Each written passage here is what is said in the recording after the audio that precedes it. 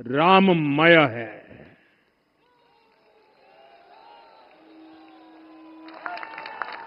हर राम भक्त के हृदय में अद्वितीय संतोष है, असीम कृतज्ञता है, अपार अलौकिक आनंद है।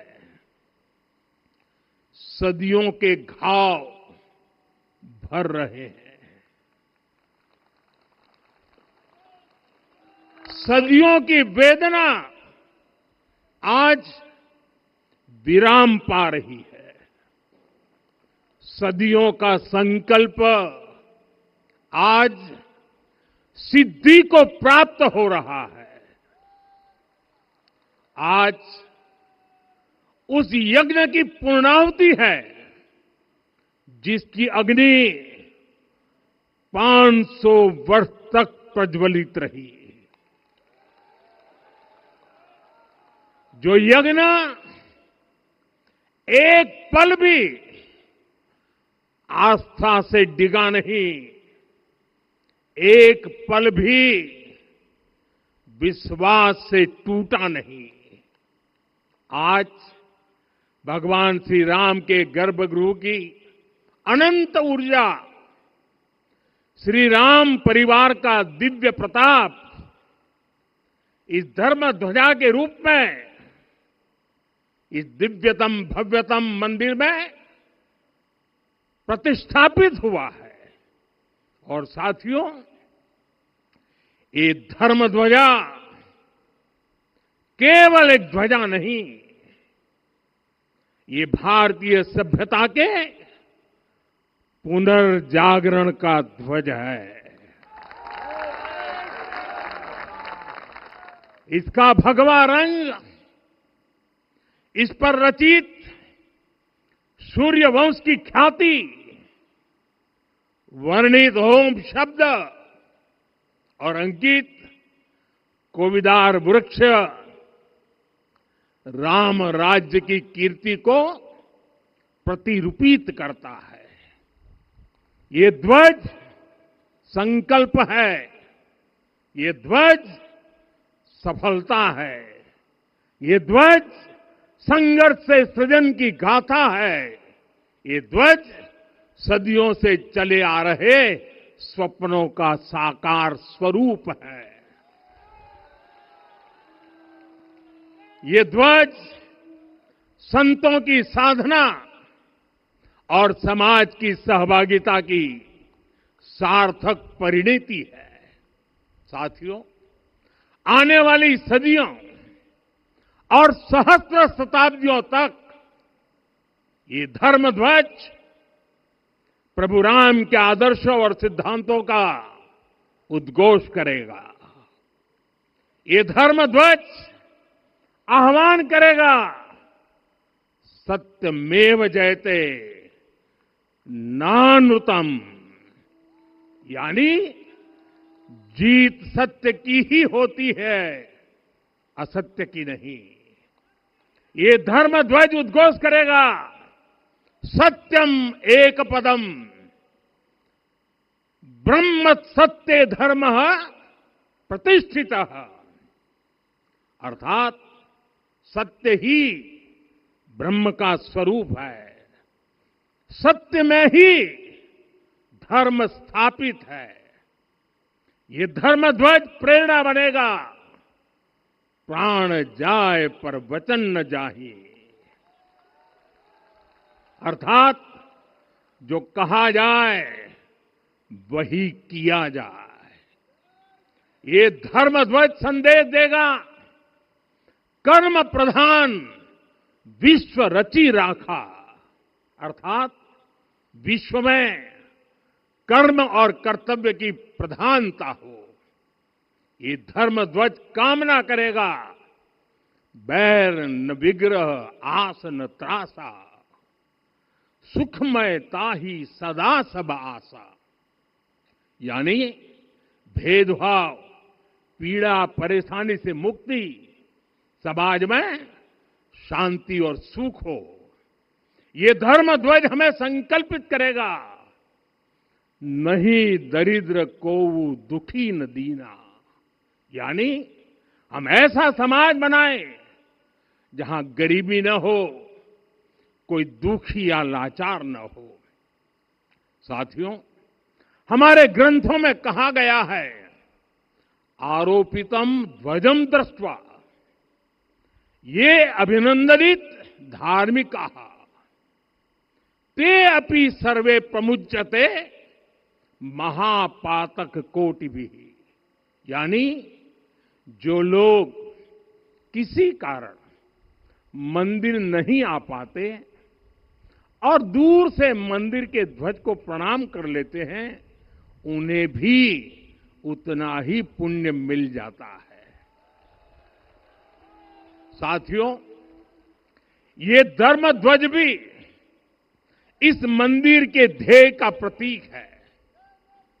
ये ध्वज दूर से ही राम लला की जन्मभूमि के दर्शन कराएगा और युगों युगों तक प्रभु श्री राम के आदेशों और प्रेरणाओं को मानव मात्र तक पहुंचाएगा।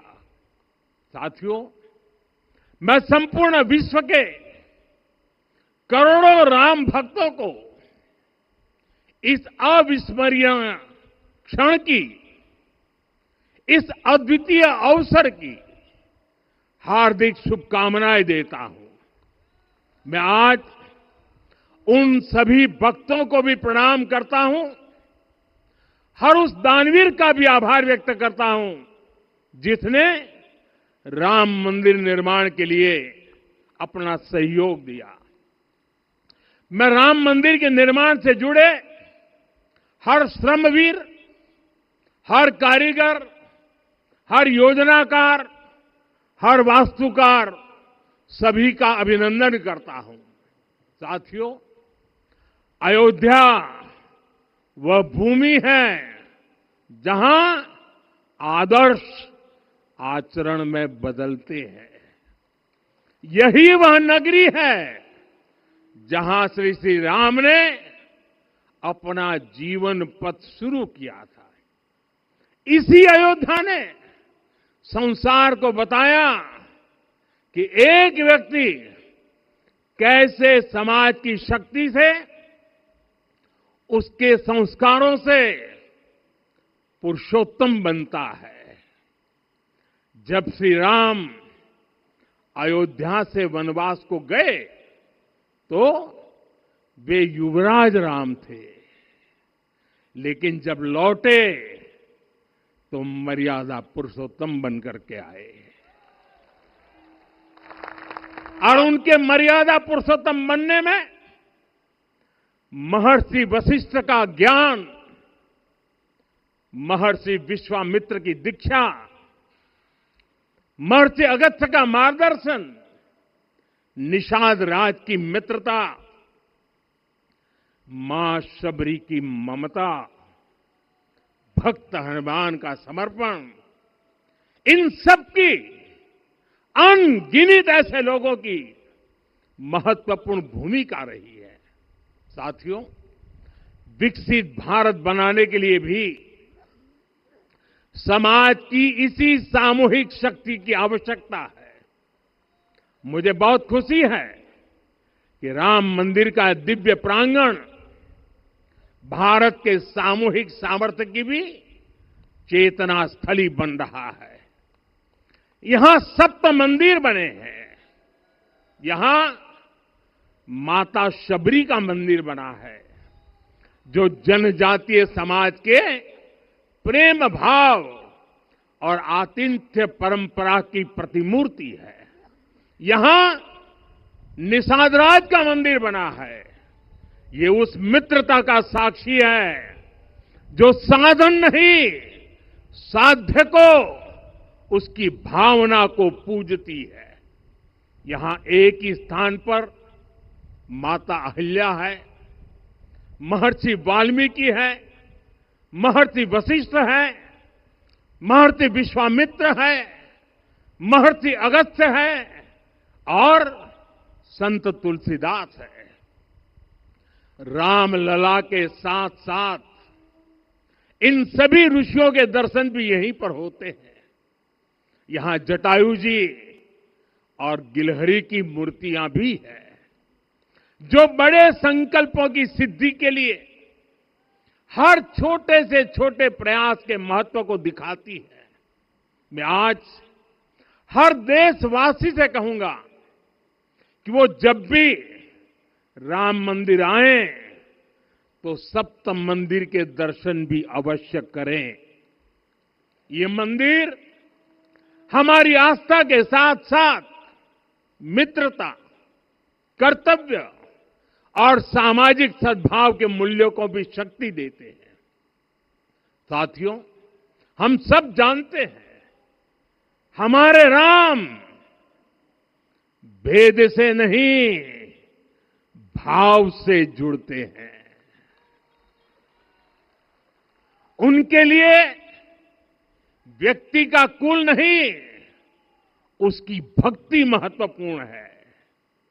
उन्हें वंश नहीं, मूल्य प्रिय है।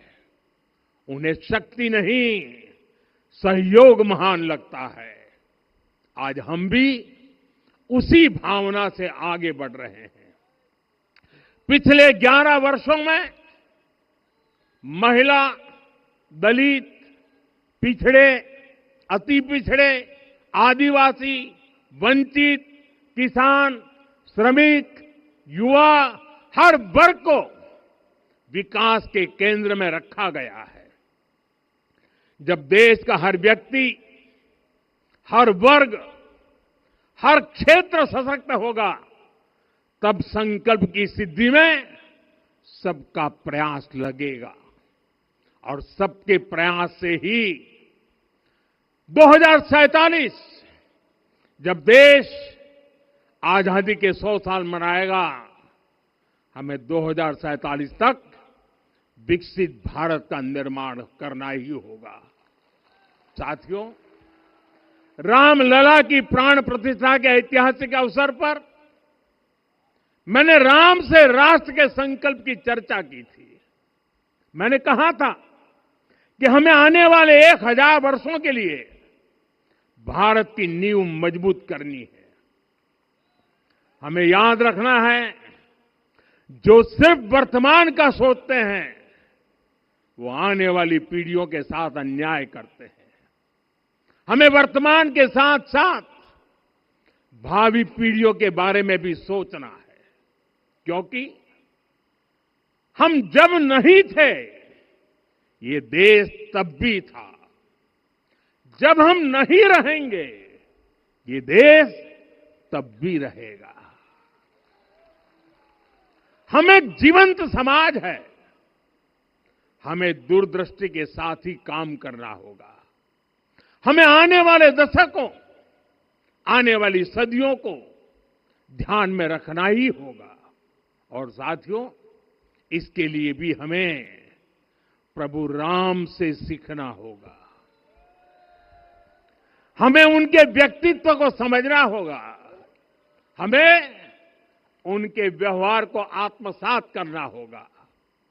हमें याद रखना होगा, राम यानी आदर्श, राम यानी मर्यादा, राम यानी जीवन का सर्वोच्च चरित्र, राम यानी सत्य और पराक्रम का संगम। दिव्य गुणे शक्र समो रामः सत्य पराक्रमः। राम यानी धर्म पथ पर चलने वाला व्यक्तित्व। रामः सत्पुरुषो लोके सत्यः सत्यपरायणः। राम यानी जनता के सुख को सर्वोपरि रखना, प्रजा सुखत्वे चंद्रस्य। राम यानी धर्म और क्षमा का दरिया। वसुधाया क्षमा गुणे है। राम यानी ज्ञान और विवेक की पराकाष्ठा। बुद्ध या बृहस्पति तुल्य। राम यानी कोमलता में दृढ़ता। मृदु पूर्वज भाषते। राम यानी कृतज्ञता का सर्वोच्च उदाहरण। कदाचन नोपकारेण कृति नैकेन तुष्यति। राम यानी श्रेष्ठ संगति का चयन। शीला वृद्धे ज्ञान वृद्धे वयोवृद्धे च सज्जनै। राम यानी विनम्रता में महाबल। वीर्यवान च वीर्येण महता स्वेन विस्मितः। राम यानी सत्य का अडिग संकल्प। न च अनुत्र कथो विद्वान। राम यानी जागरूक, अनुशासित और निष्कपट मन। निस्तिंद्र अपम्रत च स्वदोष परदोषवित। साथियों, राम सिर्फ एक व्यक्ति नहीं, राम एक मूल्य है, एक मर्यादा है, एक दिशा है। अगर भारत को साल 2047 तक विकसित बनाना है, अगर समाज को सामर्थ्यवान बनाना है, तो हमें अपने भीतर राम को जगाना होगा। हमें अपने भीतर के राम की प्राण प्रतिष्ठा करनी होगी। और इस संकल्प के लिए आज से बेहतर दिन और क्या हो सकता है। साथियों, 25 नवंबर का यह ऐतिहासिक दिन अपनी विरासत पर गर्व का एक और अद्भुत क्षण लेकर आया है। इसकी वजह है धर्म ध्वजा पर अंकित कोविदार वृक्ष। ये कोविदार वृक्ष इस बात का उदाहरण है कि जब हम अपनी जड़ों से कट जाते हैं तो हमारा वैभव इतिहास के पन्नों में दब जाता है। साथियों, जब भरत अपनी सेना के साथ चित्रकूट पहुंचे तो लक्ष्मण ने दूर से ही अयोध्या की सेना को पहचान लिया। ये कैसे हुआ, इसका वर्णन वाल्मीकि जी ने किया है। और वाल्मीकि जी ने क्या वर्णन किया है? उन्होंने कहा है, विराजित उद्गत स्कंधम कोविदार ध्वजः रथे। लक्ष्मण कहते हैं, राम, सामने जो तेजस्वी प्रकाश में विशाल वृक्ष जैसा ध्वज दिखाई दे रहा है, वही अयोध्या की सेना का ध्वज है। उस पर कोविदार का शुभ चिन्ह अंकित है। साथियों, आज जब राम मंदिर के प्रांगण में कोविदार फिर से प्रतिष्ठित हो रहा है, यह केवल एक वृक्ष की वापसी नहीं है, यह हमारी स्मृति की वापसी है, हमारी अस्मिता का पुनर्जागरण है, हमारी स्वाभिमानी सभ्यता का पुनः उद्घोष है। कोविदार वृक्ष हमें याद दिलाता है कि जब हम अपनी पहचान भूलते हैं तो हम स्वयं को खो देते हैं, और जब पहचान लौटती है तो राष्ट्र का आत्मविश्वास भी लौट आता है। और इसलिए मैं कहता हूं, देश को आगे बढ़ना है तो अपनी विरासत पर गर्व करना होगा। साथियों, अपनी विरासत पर गर्व के साथ साथ एक और बात भी महत्वपूर्ण है, और वो है गुलामी की मानसिकता से पूरी तरह मुक्ति। आज से 190 साल पहले 190 साल पहले साल 1835 में 1835 में मैकाले नाम के एक अंग्रेज ने भारत को अपनी जड़ों से उखाड़ने के बीज बोए थे। मैकाले ने भारत में मानसिक गुलामी की नींव रखी थी। 10 साल बाद यानी 2035 में उस अपवित्र घटना को 200 वर्ष पूरे हो रहे हैं। कुछ दिन पहले मैंने एक कार्यक्रम में आग्रह किया था कि हमें आने वाले 10 वर्षों तक उस 10 वर्षों का लक्ष्य लेकर चलना है कि भारत को गुलामी की मानसिकता से मुक्त करके रहेंगे। साथियों, सबसे बड़ा दुर्भाग्य यह है कि मैकाले ने जो कुछ सोचा था उसका प्रभाव कहीं व्यापक हुआ। हमें आजादी मिली, लेकिन हीन भावना से मुक्ति नहीं मिली। हमारे यहां एक विकार आ गया कि विदेश की हर चीज, हर व्यवस्था अच्छी है और जो हमारी अपनी चीजें हैं उनमें खोट ही खोट है। साथियों, गुलामी की यही मानसिकता है जिसने लगातार यह स्थापित किया। हमने विदेशों से लोकतंत्र लिया। कहा गया कि हमारा संविधान भी विदेश से प्रेरित है, जबकि सच ये है कि भारत लोकतंत्र की जननी है, मदर ऑफ डेमोक्रेसी है। लोकतंत्र हमारे डीएनए में है। साथियों, अगर आप तमिलनाडु जाएंगे तो तमिलनाडु के उत्तरी हिस्से में उत्तीर-मेरूर गांव है। वहां हजारों वर्ष पहले का एक शिलालेख है। उसमें बताया गया है कि उस कालखंड में भी कैसे लोकतांत्रिक तरीके से शासन व्यवस्था चलती थी, लोग कैसे सरकार चुनते थे। लेकिन हमारे यहां तो मैग्ना कार्टा की प्रशंसा का ही चलन रहा।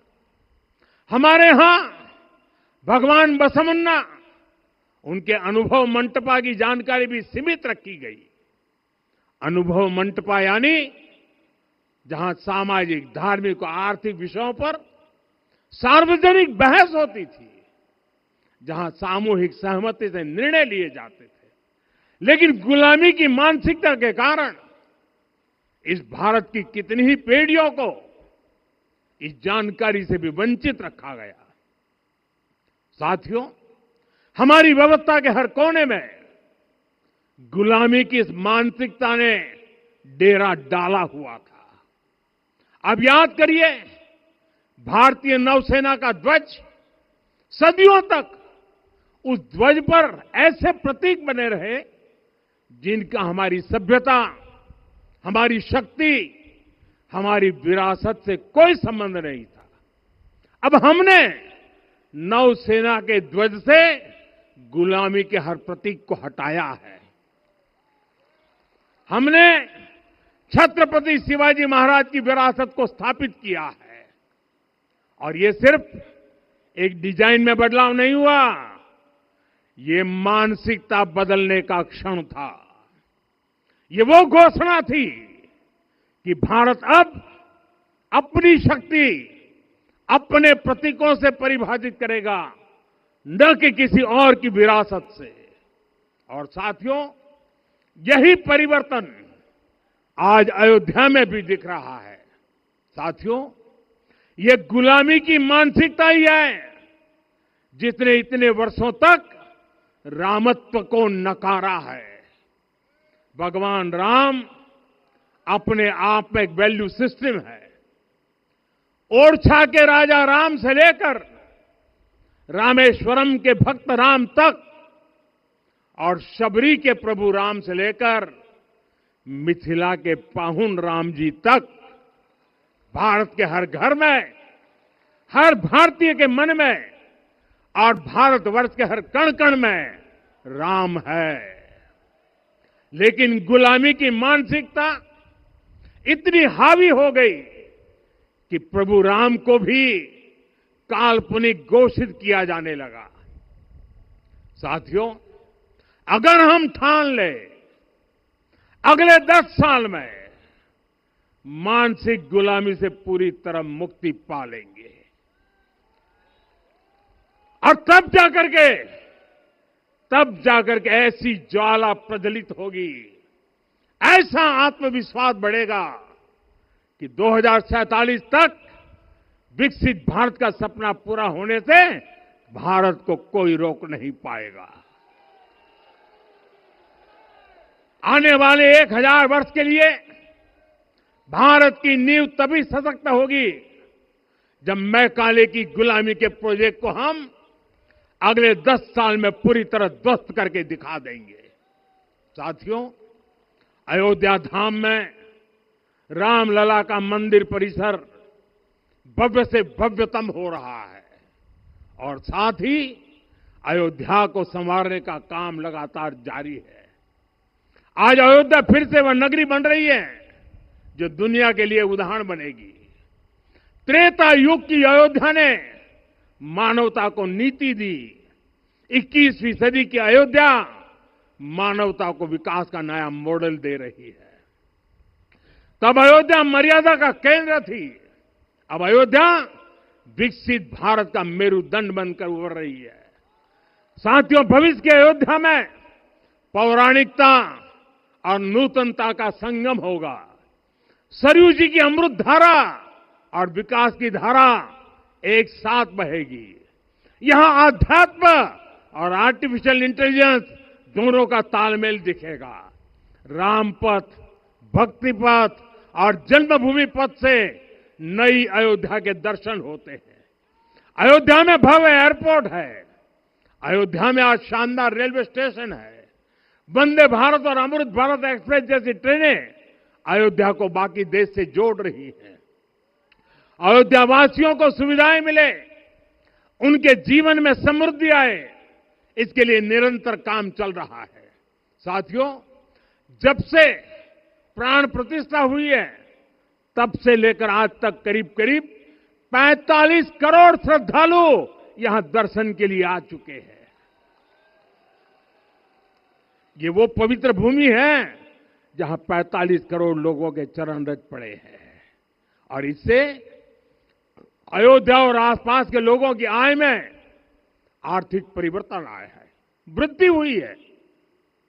कभी अयोध्या विकास के पैमानों में बहुत पीछे थी। आज अयोध्या नगरी यूपी के अग्रणी शहरों में से एक बन रही है। साथियों, 21वीं सदी का आने वाला समय बहुत महत्वपूर्ण है। आजादी के बाद के 70 साल में भारत विश्व की 11वीं सबसे बड़ी अर्थव्यवस्था बना। 70 साल में 11वीं। लेकिन पिछले 11 साल में ही भारत विश्व की 5वीं सबसे बड़ी अर्थव्यवस्था बन चुका है। और वो दिन दूर नहीं जब भारत विश्व की 3री सबसे बड़ी अर्थव्यवस्था भी बन जाएगा। आने वाला समय नए अवसरों का है, नई संभावनाओं का है और इस अहम कालखंड में भी भगवान राम के विचार ही हमारी प्रेरणा बनेंगे। जब श्री राम के सामने रावण विजय जैसा विशाल लक्ष्य था, तब उन्होंने कहा था, सौरज धीरज ते ही रथ चाका, सत्यशील दृढ़ ध्वज पताका, बल विवेक दम परहित गोरे, क्षमा कृपा समता रजु जोरे। यानी रावण पर विजय पाने के लिए जो रथ चाहिए, शौर्य और धैर्य उसके पहिए हैं, उसकी ध्वजा सत्य और अच्छे आचरण की है, बल, विवेक, संयम और परोपकार इस रथ के घोड़े हैं। लगाम के रूप में क्षमा, दया और समता है जो रथ को सही दिशा में रखते हैं। साथियों, विकसित भारत की यात्रा को गति देने के लिए ऐसा ही रथ चाहिए, ऐसा रथ जिसके पहिए शौर्य और धैर्य हो, यानी चुनौतियों से टकराने का साहस भी हो और परिणाम आने तक दृढ़ता से डटे रहने का धैर्य भी हो। ऐसा रथ जिसकी ध्वजा सत्य और सर्वोच्च आचरण हो, यानी नीति, नियत और नैतिकता से समझौता कभी न हो। ऐसा रथ जिसके घोड़े बल, विवेक, संयम और परोपकार हो, यानी शक्ति भी हो, बुद्धि भी हो, अनुशासन भी हो और दूसरों के हित का भाव भी हो। ऐसा रथ जिसकी लगाम क्षमा, करुणा और संभाव हो, यानी जहां सफलता का अहंकार नहीं और असफलता में भी दूसरों के प्रति सम्मान बना रहे। और इसलिए मैं आदरपूर्वक कहता हूं, ये पल कंधे से कंधा मिलाने का है, ये पल गति बढ़ाने का है,